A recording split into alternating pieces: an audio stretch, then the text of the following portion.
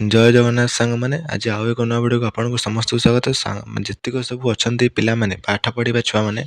तो से गोटे बहुत बड़ अपडेट आसी अपडेट न कहगले बहुत बड़ गोटे बेनिफिट आसी तो आज हम से विषय में ही कथा जब वीडियो भल लगे वीडियो को लाइक और चैनल को सब्सक्राइब कर बेल आइकन को बजाइବାକୁ जमा भी भूलें।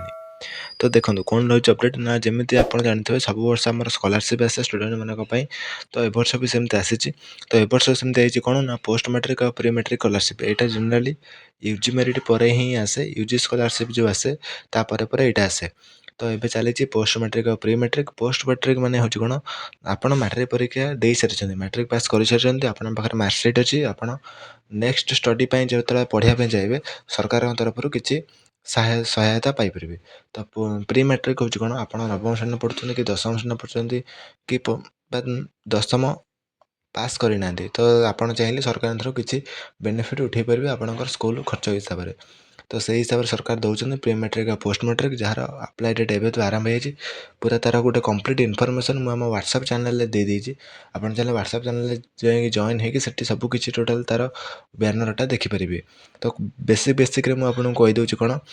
आपणकर मिनिमम एनुअल इनकम 2,50,000 भितर होता दरकार जदि आप 2,50,000 क्रॉस कर ना आउ कौन ना आपण पाखे गोटे वैलिड 10th मार्कसीट था दरकार। ए बहुत सारा पिला फर्जरी कर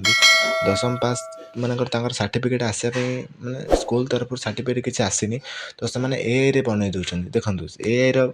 सहायता नियंतुनि जदि आप सर्टिफिकेट आसनी आप मार्कसीट अपलोड करूँ तेणु AI माने कौन माने आपण एजुकेशन सब खेलतु नहीं एवं तो जानते हैं एजुकेशन सिस्टम कौन हो तो से सब पाला करूँ नहीं एकाथर मार्कसीट अपलोड करूँ ना आप माने मैट्रिक सर्टिफिकेट जो अच्छी आप अपलोड करूँ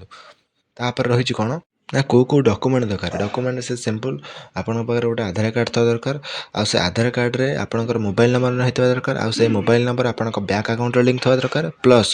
से आधार कार्ड भी आपणकर बैंक अकाउंट लिंक था दरकार। तो यहाँ टी भलसे देखुए Aadhaar card mobile number bank account ये तीनटा जमी परस्पर भितर लिंक था दरकार आउ कौन रहा आपण पाखे था दरकार आपंकर मैट्रिक सर्टिफिकेट यहाँ तो समस्त पाखे प्राय थी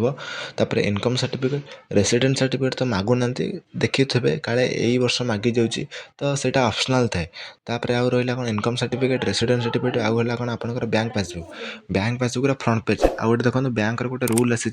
3 मास आपंकर खाता आक्टिव थर दरकार से देखुए टे भलसे